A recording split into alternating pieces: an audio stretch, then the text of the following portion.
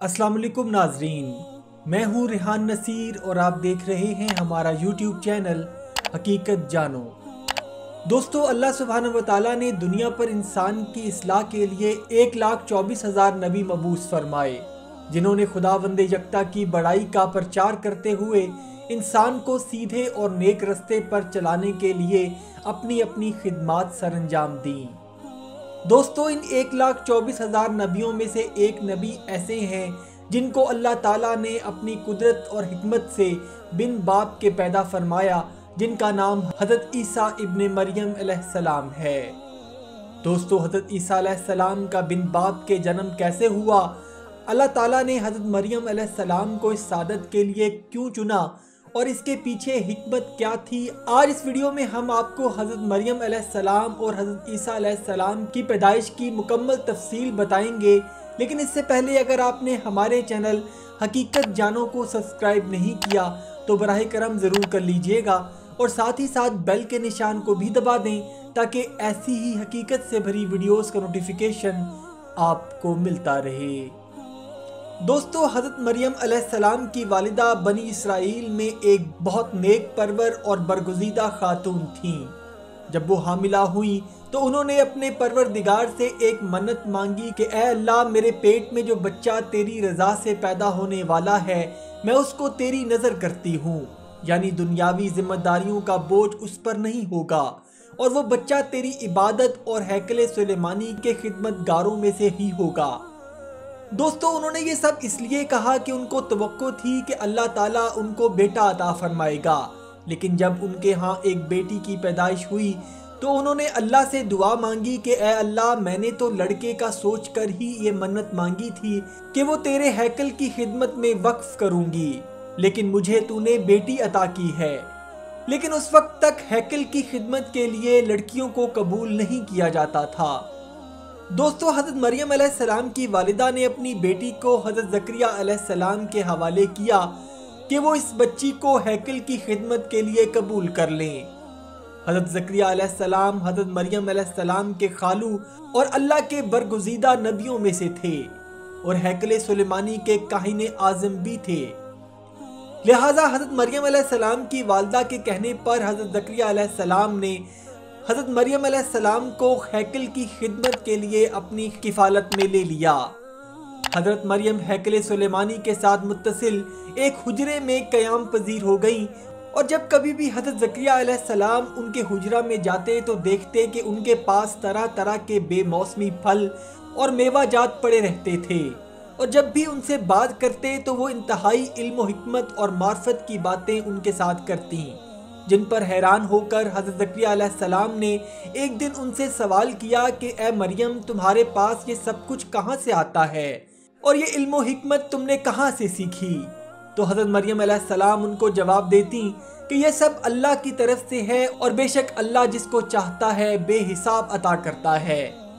दोस्तों, कुछ उलमा किराम के मुताबिक कुरान में जिन फलों और मेवाजात का जिक्र आया है उससे मुराद इल्म व हिकमत और मार्फत है जो अल्लाह ताला ने हज़रत मरियम अलैहिस्सलाम को अपनी खिदमत में कबूल करके उनको अता फरमाई।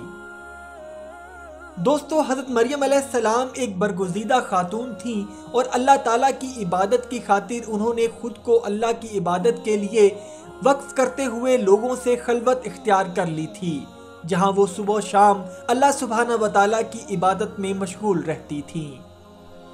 कुरान पाक की सूरह मरियम में अल्लाह सुब्हानहू व तआला ने इरशाद फरमाया है, और किताब यानी कुरान में मरियम का तज़किरा करो जब वो अपने लोगों से अलग होकर मकान के मशरकी हिस्से में चली गईं।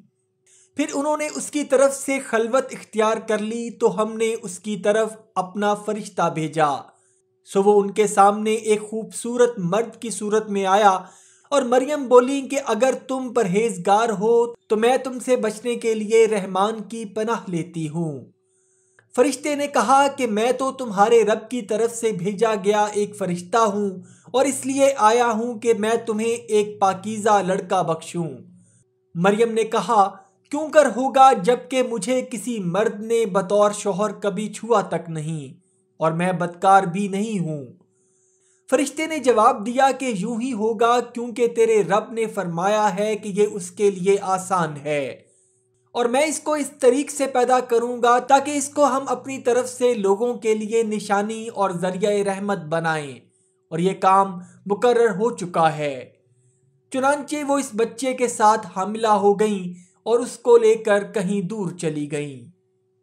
دوستو، قرآن مجید میں حضرت مریم علیہ السلام اور حضرت عیسیٰ علیہ السلام کا ذکر انتہائی احترام کے ساتھ کیا گیا ہے، اور قرآن کریم میں صرف ایک عورت کو ان کے نام سے مخاطب کیا گیا ہے، اور وہ حضرت مریم علیہ السلام ہی ہیں۔ اور اللہ تعالیٰ نے ان کے نام سے پوری ایک سورہ مریم نازل کی، جس میں حضرت عیسیٰ علیہ السلام کی پیدائش کا سارا واقعہ بیان کیا گیا ہے۔ دوستو، قرآن مجید کے مطابق جب حضرت مریم علیہ السلام پر درد ذہ کا وقت آیا تو انہوں نے حضرت عیسیٰ علیہ السلام کو کھجور کے ایک سوکھے تنے کے نیچے جنم دیا۔ اللہ سبحانہ وتعالیٰ کی قدرت سے اس سوکھے تنے سے حضرت عیسیٰ علیہ السلام کی ولادت کے بعد پانی کا ایک چشمہ جاری ہوا، اور سوکھے کھجور کے تنے سے میٹھی رس بھری کھجوریں ان کے سامنے آ گریں، اور ان کھجوروں اور پانی کو پینے سے اللہ تعالیٰ نے حضرت مریم علیہ السلام کو راحت بخشی۔ دوستو، جب حضرت مریم علیہ السلام حضرت عیسیٰ علیہ السلام کو گود میں لے کر واپس شہر لوٹیں تو لوگوں نے ان کی گود میں بچے کو دیکھ کر ان پر الزامات لگانے شروع کر دیے، جیسا کہ قرآن کریم میں ارشاد باری تعالیٰ ہے۔ پھر وہ اس کو اپنی گود میں اٹھا کر اپنی برادری والوں کے پاس لے آئیں۔ وہ کہنے لگے کہ مریم، یہ تو نے برا کام کیا۔ اے ہارون کی بہن، نہ تو تیرا باپ کوئی برا آدمی تھا اور نہ ہی تیری ماں بدکار تھی۔ تو مریم نے اس بچے کی طرف اشارہ کیا۔ وہ بولے کہ ہم اس سے کہ گود کا بچہ ہے کیسے بات کریں؟ بچے نے کلام کیا اور کہا کہ میں اللہ کا بندہ ہوں، اس نے مجھے کتاب دی ہے اور نبی بنایا ہے۔ دوستو، اللہ تعالیٰ کی قدرت سے حضرت عیسیٰ علیہ السلام نے حضرت مریم علیہ السلام کی گود میں اپنا پہلا معجزہ دکھاتے ہوئے سب لوگوں سے کلام کیا، جس پر حضرت مریم علیہ السلام کی بے گناہی اور پاکیزگی سب پر ثابت ہو گئی۔ قرآن پاک میں حضرت عیسیٰ علیہ السلام کی ولادت کا سارا واقعہ بڑی تفصیل کے ساتھ بیان ہوا ہے۔ اس نسبت سے مسلمانوں میں حضرت عیسیٰ علیہ السلام اور حضرت مریم علیہ السلام کے لیے انتہائی عقیدت و احترام پایا جاتا ہے، اور مسلمان اپنی عقیدت اور محبت کی وجہ سے ہی اپنے بچوں کے نام بھی مریم اور عیسیٰ رکھنا پسند کرتے ہیں۔ اللہ تعالیٰ سے دعا ہے کہ وہ ہمیں دنیا میں نیک اور صالح عمل کرنے کی توفیق عطا فرمائے، آمین ثم آمین۔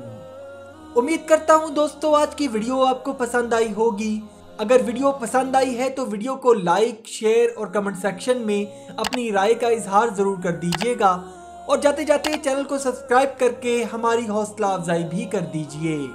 اپنا اور اپنے گھر والوں کا بہت سا خیال رکھیے گا۔